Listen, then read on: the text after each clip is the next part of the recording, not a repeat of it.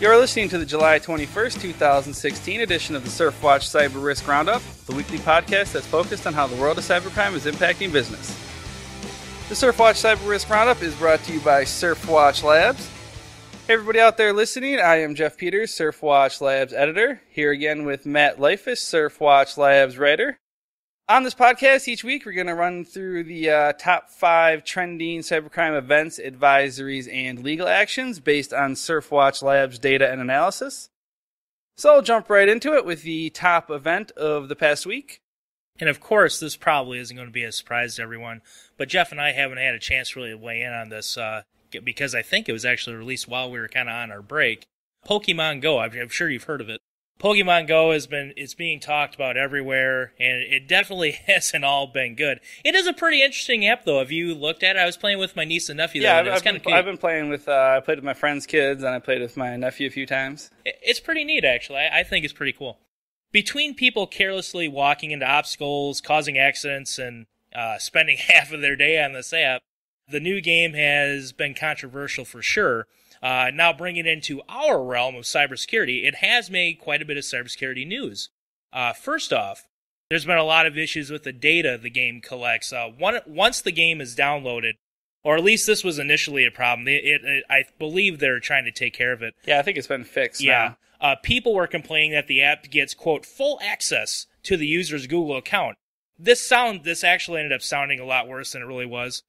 And it was ultimately caused by Niantic Labs. They're the creator of Pokemon Go. And the company used this out-of-date version of Google's shared sign-on service.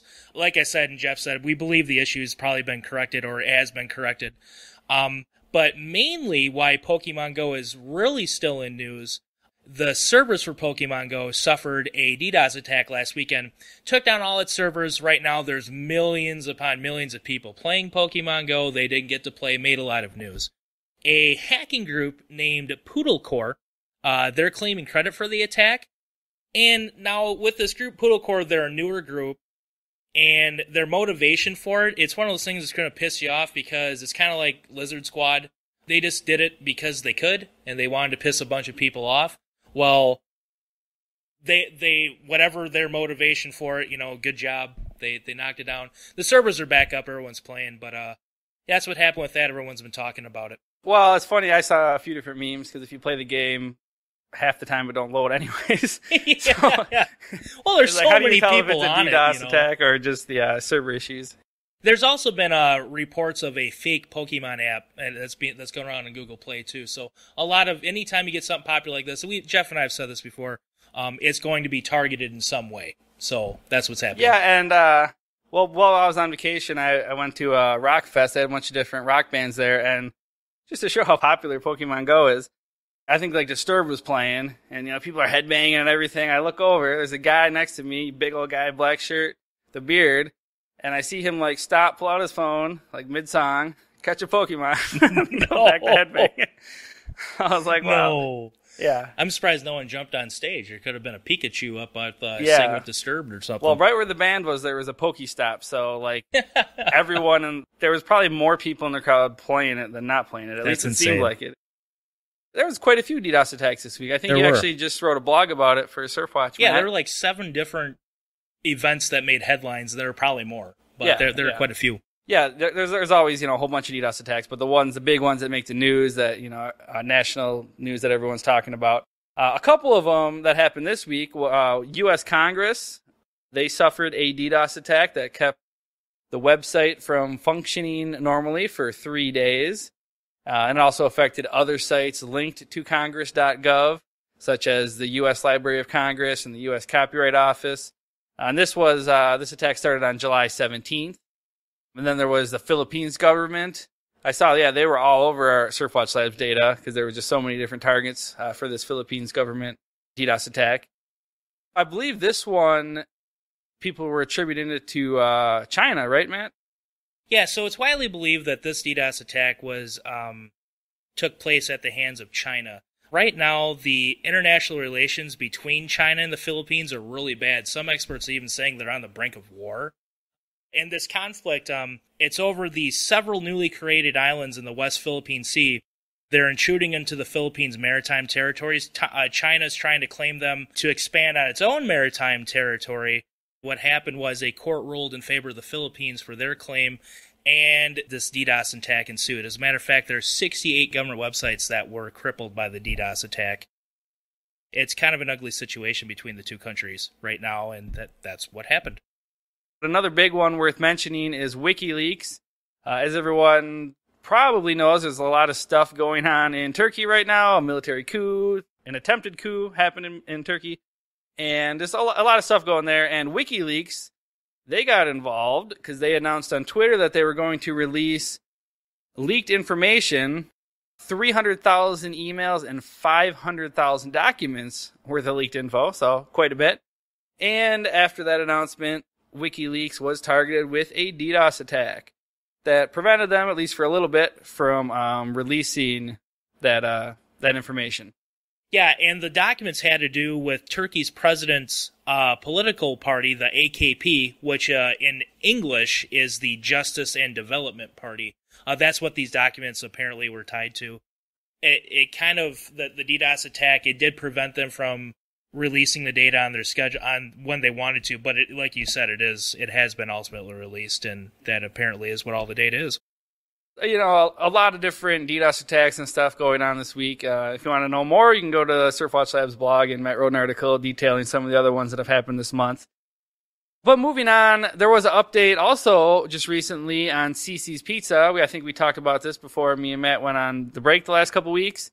And Cici's Pizza, they had a point of sale breach. And just recently, they announced the results of that investigation. The investigation is still ongoing, but the information they released said that it affected more than 130 different locations. But according to the company, the malware has now been eliminated completely from all the stores. It said that the vast majority of intrusions began in March 2016, and then they went store by store and eliminated the malware through July 2016. But they did say that a small percentage of affected restaurants had intrusions going all the way back to 2015. So some stores had a much longer window of that potential point of sale breach. Yeah, and like Jeff said, we did report on that last month. I believe it was Brian Krebs that initially reported that there was some activity linked to it, yeah. And this kind of confirms all of that. Coming at number 4 this week, we're going to talk about some scanned customer documents that were leaked online from Asiana Airlines. An estimated 47,000 documents containing sensitive personal information of Asiana Airlines have been stolen and leaked online. The information includes citizen resident numbers, passport information, home addresses, bank account details, phone numbers, and family relations records. And this is reported by the Korea Times. It appears the scanned documents were originally submitted as attachments via emails to Asiana Airlines. And here's part of what Asiana Airlines said in the statement. Customers' information that has been saved on the FAQ server since May 2015 seems to have been compromised. An investigation is underway to verify the scope of compromised data.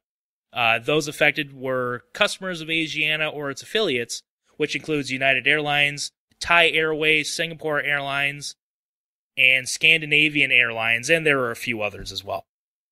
So another big breach of personal information that happened this week is Ubuntu Forums. They were hacked. I believe they actually been hacked previously as well.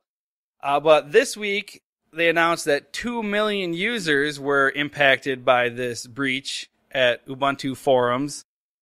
And this breach stemmed from an SQL injection vulnerability in this vBulletin add-on called Forum Runner. The interesting thing here is that it actually was it was a known issue, a known vulnerability, and they just hadn't gotten around to actually patching it yet and updating it. So because of that, they ended up getting breached, and these 2 million users are impacted by this. According to the company, they said that they used this SQL injection vulnerability in order to access and download portions of the user table, which contained usernames, email addresses, and IPs for 2 million users. And they went on to say that no active passwords were accessed. Oh, with a silver lining, though, because, I'm sorry, you gotta look, I'm always trying to be positive. Moving on to top advisories, we're going to talk about some data that was stolen from the Polish telecom company Netia. Earlier this month, the Polish telecom company known as Netia SA had 14 gigabytes of customer data stolen by a Ukrainian hacker and posted online. A spokesperson told Reuters that hackers may have stolen data related to 2 forms on the company's website, used to either contact the company or sign a contract with it. Data accessed by hackers may contain the names of people who filled out forms with personal ID numbers, as well as bank account numbers. And as a matter of fact, one SQL database file contained 348,000 lines featuring full names, home addresses, and IP addresses, while others taken from the investor section of the website contain sales records, bank transactions, and even affiliate marketing information. Yeah, and the reason we have this here in the advisory section is I thought this really tied in well. Actually, a lot of these past couple stories tie in well to SurfWatch Labs. Matt and I and a few of the people just worked on the SurfWatch Labs Cyber Trends report that came out, so you can download that if you're interested. Maybe we can put the link in the podcast notes if you want to link to that report. But it's just a report going over all the data that SurfWatch Labs collected the first half of 2016, all the different major trends, and we were trying to think, what's really the unifying trend this year, if you want to really try to put a sentence on it. And what we came away with looking at the data was that the whole interconnected aspect of cybercrime. Because a lot of times when you see breaches, like even these past couple of breaches we've talked about, it's just minor personal information sometimes. And a lot of times the companies say, oh, the breach was contained, nothing really to worry about, move on to the next thing. But a lot of times, what we see at least is that there really is a lot of this interconnected stuff where one old breach leads to a new breach. For example, LinkedIn was the top trending cybercrime event of the whole first half of 2016, and that had to do with stolen user credentials and passwords. And then those passwords and credentials were used in things like GoToMyPC to access other organizations' employee accounts and get into, and steal other data. So that was kind of like the big trend, I guess. If you want to come with one trend specifically to take away from the report, is just the whole interconnected nature of cybercrime and how the pool of personal information keeps growing and people keep utilizing that to do more attacks and more attacks. And I don't know, is there anything that stands out to you, Matt, working on that report? Yeah, one of the things that stood out, and really now when I was hired at SurfWatch Labs, it was a couple years ago, and my first real full year of covering cybercrime and really paying attention was 2014. Now, when you look at 2014, that's widely known and referred to as the year of the data breach. More specifically, point-of-sale malware ran rampant. Yeah, that was Target, Home Depot. Yeah, all of it. And since that time, point-of-sale malware, it's still being used, but it's down significantly since, the 2014 time. It seems like it's kind of going on a downward trend. Yeah, I know there's a chart in that report where, like, the left side shows 2014 going all the way to 2016. It's like a mountain on the left side, and, and it just kind of goes down into a valley. Just, that chart showing, like, just the chatter that we collect, right, from social media, from bloggers, from, all over the place about point-of-sale cybercrime. Yeah, there hasn't been that big, I don't know, I'll almost kind of say it like celebrity-level status point-of-sale breach that we had, like, in 2014. Yeah. That's not to say that it's not happening, because they are. But nothing huge. And then, of course, and you really didn't need a report to show this. I think anyone who you could have came into cybercrime and cybersecurity this year and could have probably told you this. Ransomware is on the rise. I mean, it's everywhere. There's new variants being created, evolved to circumvent decryption attempts, and that's another really big thing too. Yeah, and just not just ransomware as well, but just extortion in general. Yes. Kind of going back to I know the report we did in the second half of 2015, there was all the Ashley Madison breaches, and basically people, what they do is they steal the data, then they usually try to extort the company. We saw that recently with all the healthcare stuff on the dark web. They steal the data. They say, hey, we're going to release this data unless you pay us some money. And then when the company doesn't pay, if there's personal information like Ashley Madison that they can use, then they try to extort the individual customers or users. And then you have ransomware as well. So, and then you got DDoS extortion, all Sure. sorts of stuff. So, yeah, I think extortion just kind of as a trend is really rising. And real quick, the point of sale point you made was interesting because I think we mentioned this in the report too, is even though the chatter is way down since then to 2014, when you look at like the Wendy's breach and the Brian Krebs articles that we've read this year and talked about on the podcast, different credit unions have talked about how they're going to lose more money off this Wendy's breach and see more fraud than from Target and Home Depot. But it's not going to get nearly as much attention probably as like Target. Target. Yeah, so even though maybe the media attention on it's down, some companies at least are saying that they're being impacted by these breaches more than ever, the point of sale side. That's true. And then lastly, one of my biggest takeaways was employee data and how it's really being targeted and the methods that are being used. Phishing is just it's clearly one of the most utilized ways of trying to get employee data. One of the things that's really become mainstream is something called a business email compromise scam, or a BEC scam. And the way that criminals have been using that to get more types of information, it started out being more of trying to get a company to make like a fraudulent wire transfer, like, get money that way. But now lately it's really been seeing, there were several targets where tax-related information was stolen from employees. And that was a lot of it had to do with these BEC scams. So that was another big thing I saw as well. And what I thought was interesting about all the employee data being stolen is if you look at the FBI alert, they've put out a few different alerts on it. But in one of them, one of the recent ones that they put out, they talked about how there were several different companies where they had actually caught on and noticed the traditional wire fraud scam, the BEC scam where you try to do $1 million wire transfer or something. And they recognize those scams, but then when it comes to the W-2 scams or the employee data, those same companies that recognize the wire fraud scams are actually falling for the W-2 scams. So I think that shift is just they're kind of trying to target the softer targets, maybe in human resources low hanging fruit, and trying to get what they can. Absolutely. Yeah, because people might not suspect that, the boss wants me to forward all the employee tax information. That seems like a reasonable request, whereas transfer $2 million might be might be reasonable, but right. your guard's probably a little bit more up on tax information. That's not going to. What's that going to? What harm is that going to cause? Yeah, so like Jeff said, a link will be provided in the report if you guys want to check it out. A lot of good information on there. A lot of man hours went into it. Moving on to number 3, we're going to talk about Adobe. So this security update, which was released by Adobe last week, it fixed these 52 critical vulnerabilities in Flash. A majority of the fixes are for memory corruption and use after free vulnerabilities that could lead to remote code execution. Some of the other flaws being patched include a race condition vulnerability that could lead to information disclosure, heap buffer overflow, and stack corruption vulnerabilities that could both lead to code execution, and a security bypass vulnerability that could lead to data leaks. The update covers the Flash Player browser plugin for Windows, Mac, Linux, and Chrome operating systems. There are currently no reports of these vulnerabilities being exploited in the wild, which is a good thing, but here we go. We're talking about Flash Player again. I think it was back in May, Google announced that Chrome was going to begin phasing out Flash and favoring HTML5 instead.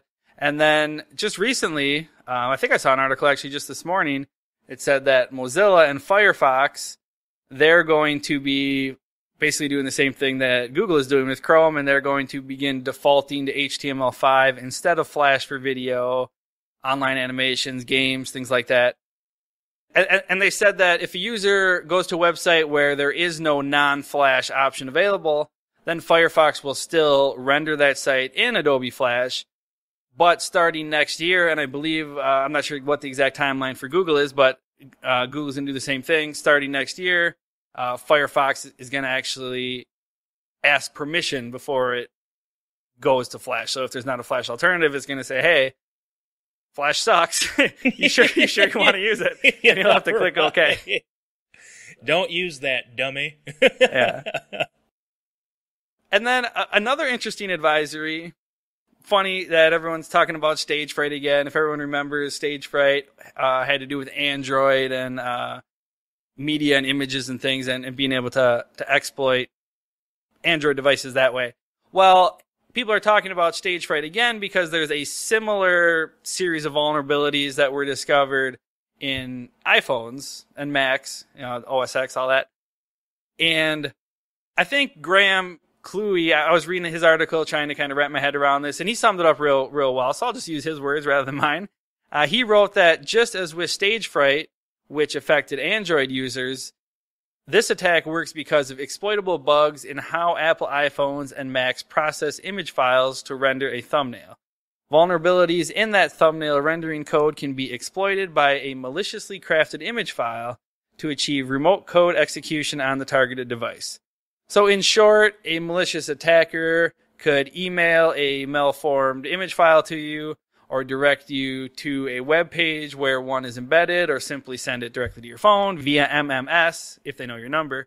But if you get that image, that malformed image, then they can trick your computer into rendering that malformed image and potentially do this exploit. And that's similar to how the Stagefright vulnerability worked. Now, is this like a proof of concept, or is this actually happening?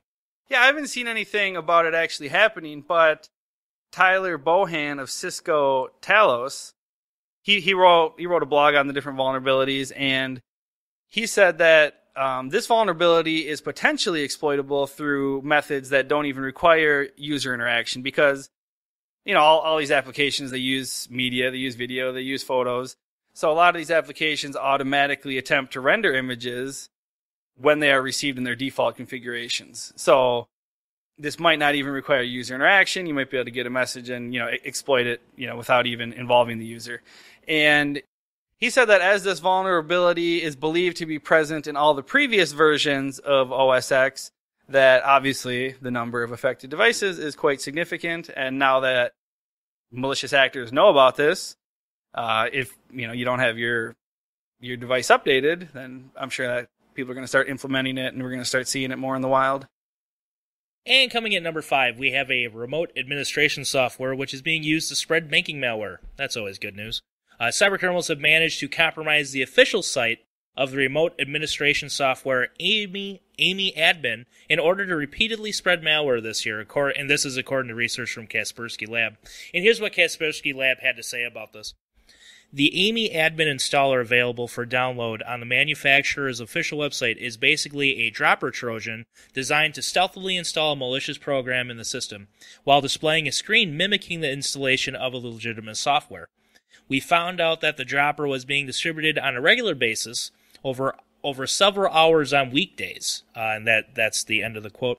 AMI Group was notified of the malware and removed it several times this year. On June 1st, the content of the dropper changed from the Lurk Banking Trojan to the Ferrite Trojan. Yeah, and this article was interesting from Kaspersky because it sounded like it was an ongoing thing where they notified the company, and then they discovered more malware, and then they notified them and they removed it, and then they discovered more, and they kept notifying them, and then they kept discovering more. It sounded like, to me at least. Now moving on, we'll touch on some of the top legal news from the week. The first one we're going to talk about here is, as everybody knows, Donald Trump was officially anointed. Is that the right word? Appointed? In this year it might be anointed. He was officially anointed as the nominee for with his walk-in on the stage. I don't know if you saw it came into Queen We Are the Champions. Yeah, that was interesting. So the Republican National Convention's going on. Everyone's talking politics, talking Donald Trump, talking the GOP. And within all that whole conversation that's dominating the media, there's actually a little bit of cyber and tech news, because the GOP officially adopted its 2016 platform just this week during the convention. And within that, I believe I went to their website, it's like a 66-page thing. Within that, there's about 2 paragraphs on cybersecurity. So it's not, a huge part of the platform, but the interesting thing that's getting a lot of headlines here is in that couple paragraphs, they say that, quote, we must stop playing defense and go on offense in terms of cybersecurity and cybercrime. And they also say that, quote, users have a self-defense right to deal with hackers as they see fit, end quote. So this has sparked a little bit of debate around the idea of hacking back, which, it's nothing new. People have been talking about that for a long time, and, taking more offensive cyber measures. And I don't know, some people, I guess, aren't too happy about that. The article I read on Politico by Tim Starks, he said that the subject of companies striking back against hackers was anathema during past debates on cybersecurity information sharing legislation, but it has gained some momentum since among some wonks. So, enough momentum that it's an official party platform now. And Bruce Schneier, he was quoted in an article. He called the idea, quote, truly crazy. Especially since, we talk about on this podcast all the time how attribution's really, it's impossible to get attribution 100%. It's usually all, a series of circumstantial evidence, and they use this word, and this code looks similar to this. So the fact that you're going to attack someone back without proof is at least to Bruce Schneier, a truly crazy idea.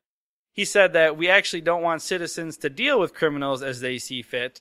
That's called anarchy, and it's bad. Well, if you look at it like that, he's got a good point. But others have criticized, like I said, it's only a couple paragraphs, and they just talk about this vague notion of going on offense. But, well, what does that entail? What does offense entail? How far can you take it? And if the U.S. is saying that they can go on offense, well, what about other countries? And they want to go on offense. Is that rhetoric gonna push other people to justify their own cyber attacks as well? Yeah, so the anarchy comment, I think that would only really apply if, you had a lot of citizens that were able to hack back. Well, we don't live in a world where that's the case. It's not like you walk down a street, have 10 people, and the majority of them know how to hack somebody. It's probably, you'd probably be lucky if you had 1 out of 10, to be honest with you. Well, that would be an interesting legal case. If so, you get charged with hacking someone and you say, well, I was hacking back, and then you got to prove that they hacked you first. Yeah, it just turns into a big mess. Well, we have the law, and it's kind of like, if we just started attacking everyone, we'll just put it in terms of everything else. We don't live in an eye for an eye country, and it's kind of like if someone hacks you and then you hack them back, when does it end, I think could be the argument. Yeah, and well, to be fair, though, I think, even Obama and this administration, they've certainly done, I'm sure, their share of offensive stuff. Yeah, but that again, to me, that's a little different. That's like government and and it's making it an official platform. Yeah, going beyond government espionage into. I mean, the U.S. always draws the distinction, corporate espionage, and they talk about how China's stealing intellectual property for monetary gain as opposed to for stealth reasons. So. Yeah, just an interesting little story that's been emerged from all the craziness of the Republican National Convention. Moving on from that, and that was an I'm trying to get my mind around that because it just seems like you want to see if I could just see if you say that you're against hacking someone because they hacked you, you come across as being weak or something like that in today's world. But I don't think that's necessarily the case. I think sometimes we've got to use our own heads. Well, I think on a practical level between government to government, I'm sure that happens. It's just when you talk about Fortune 500 companies hacking other Fortune 500 companies, then it gets a little more complicated. We'll get to a story and we'll apply that logic here in a little bit. Coming in at number 2, we're going to talk about Oregon Health. Oregon Health and Science University has agreed to a settlement with the Department of Health and Human Services Office for Civil Rights, following an investigation involving multiple well-publicized data breaches. In addition to a $2.7 million fine, Oregon Health and Science University must follow a comprehensive 3-year corrective action plan. The OCR investigation, quote, uncovered evidence of widespread vulnerabilities within OHSU's HIPAA compliance program, including the storage of the electronic protected health information of over 3,000 individuals on a cloud-based server without a business associate agreement, end quote. These vulnerabilities expose patients to significant risk, this is what the OCR concluded. It's been a little bit since we've talked about kind of like a HIPAA thing or anything like that. So it's kind of interesting to see that hasn't gone away completely, and we're still kind of covering that, especially on a legal side. Moving on to the third trending legal story. We've talked on this podcast quite a bit about the EU-U.S. privacy shield and how it's replacing Safe Harbor, and that has to do with the whole idea of transferring EU citizens' data to the U.S. Well, anyways, that whole thing that's been people have been talking about for, well, I don't know, the last 6 months or so, or maybe longer, that was formally approved earlier in July. The U.S. Department of Commerce, they issued an updated fact sheet on the Privacy Shield, as well as a guide for companies that are looking to self-certify. Because now the Department of Commerce is actually accepting voluntary self-certifications starting in just a couple weeks on August 1st. So if you want to know more about what the heck this EU-U.S. Privacy Shield is, what it means, how you got to go about complying with it, and whether you should do that or not, you can go to the Department of Commerce site. They got a few different links up there about that. The DOC, they noted in that guide, though, they said that the decision by a U.S.-based organization to join the Privacy Shield program is entirely voluntary. However, once an eligible organization publicly commits to comply with the Privacy Shield principles through this self-certification process, that commitment is enforceable under U.S. law by the relevant enforcement authority, which is either the U.S. Federal Trade Commission or the U.S. Department of Transportation. And again, you can start submitting those self-certifications starting August 1st. So you should look into that if you're wondering about it. Now, here's a story I wanted to get to, and I'm going to kind of make a small point here. Coming in number 4, we're going to talk about a story that actually broke last year, I think. If everyone remembers the Cardinals hacking into the Astros case, well, we have a jail sentence and fine that came from that. Former St. Louis Cardinals scouting director Christopher Correa was sentenced to 46 months in prison for hacking into the Houston Astros player scouting service known as Ground Control, as well as an Astros email account. In addition, Correa was ordered to pay just about $279,000 in restitution. Estimates put the team's losses related to the hack at $1.7 million. Correa was able to gain access to Ground Control after an employee who was moving from the Cardinals to the Astros turned over his laptop and password. That employee used a similar password as the Astros. There's that good old password reuse thing. And Correa was able to guess the password and gain access to scouting lists, player rankings, and other information. One lawyer quoted in Business Insider said the case is likely to be the first ever sports-related cyber espionage prosecution. So that was very interesting. I remember that came out. A lot of people are talking about it. All right, so let's go back to that Republican platform on hacking. So the Astros, it should be cool for them to hack the Cardinals back. That's cool. Yeah, apparently, according to the official platform, as far as I understand it. The dude's going to jail for 4 years, man. Just let it lie, man. Well, some people are saying that the judge really wanted to make an example out of this guy because I believe they said that the sentence likely could have been up to like 60 months or so, realistically, and it was for 46 months. But one lawyer I saw quoted in an article, he was talking about, I think on the last podcast we actually talked about this. There was a cyber espionage case involving, I forget the exact company, but it was involving an employee from China, and he was stealing some information and giving it back to the Chinese government. And he got, I believe, 48 months. So the lawyer was basically saying, that he said that was a Chinese government kind of thing, whereas this guy was just, depending on how you could frame it, as just some numbnuts who, thought he was cool because he got, an employee password and thought he could get a little one-up. I think that's a culture in all sports. I mean, it's a very popular quote in pretty much all sports, especially baseball, is if you're not cheating, you're not trying. And so here's this guy. He's just, I'm sure there's other ways. It kind of reminds me of Bill Belichick, Spygate against the New York Jets all those years ago. I mean, everyone's probably trying to. This guy just happened to get caught using a more and everyone's sophisticated always method. Everyone's trying to steal signals and steal player intel. Even when it comes to free agency, you try to hire players within the division or within the conference so you can get the inside scoop. And just with the advent of stuff like Ground Control instead of paper records, I mean, not to say it's right, but I mean, I could imagine a lot of sports people trying to do something like that, even though of course they shouldn't, but I could just imagine once you get into that culture at the professional level with all the money on the line, and I could Yeah, if you lose, you're losing millions and maybe billions of dollars. I mean, so yeah, I mean, absolutely. Maybe the judge had a good point here with trying to make an example out of this guy. If you think that that's what he was trying to do, to try to put a stop to things like this from happening. And then finally, there was a lot of different arrests this week, but one that I think, if we're going to talk about one, which would probably be this one, the alleged operator of Kickass Torrents was arrested. Boom.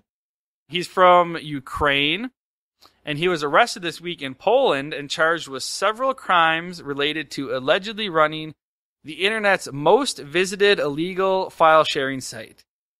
And I mean, I know plenty of people who download stuff like this. I don't. I'm not just saying that because I want to go on the record. But I'll admit I have in the past. Like when I was in college, I used to download music and stuff. But what amazed me was the article I read. It said this was like the 69th most popular website. Really? So, I mean, you can imagine it's a lot of traffic. And according to the complaint, they said that Kickass Torrents is responsible for distributing over $1 billion worth of copyrighted materials. So he got arrested. He's in Poland. The domain names for Kickass Torrents have been seized, and the U.S. authorities are seeking to have him extradited to the U.S. so he can face those charges. So what kind of trouble is this guy in? If the St. Louis guy got 4 years in prison and $200,000 some fine, what's this guy gonna get?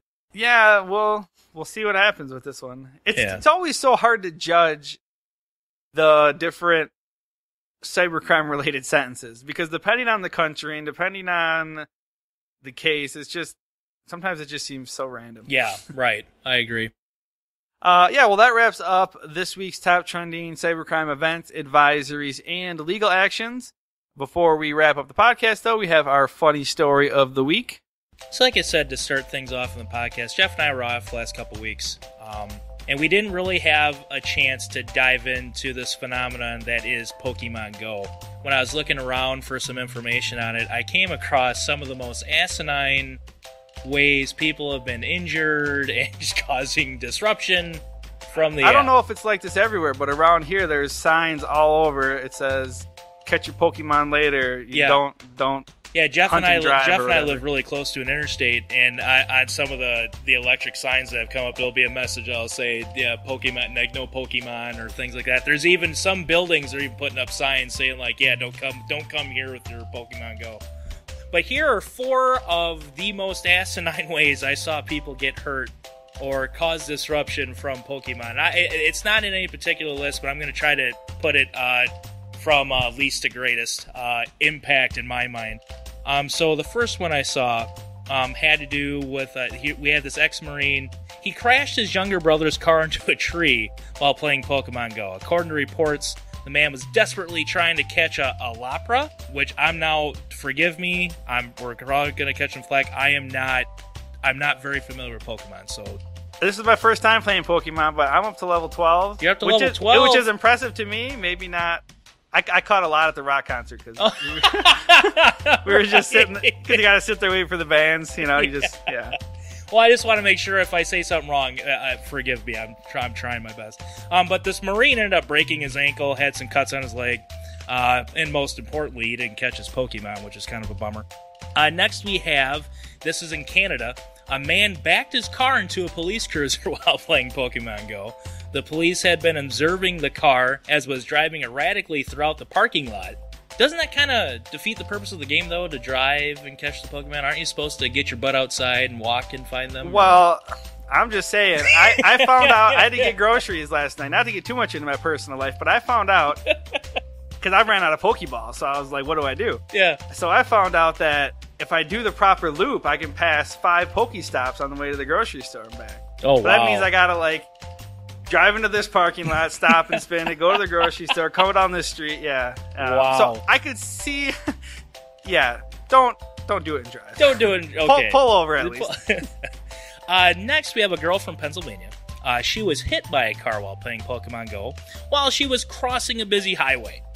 She ended up just injuring her foot and collarbone, but she got hit by a car. So, and the craziest one that I saw, we had 2 men.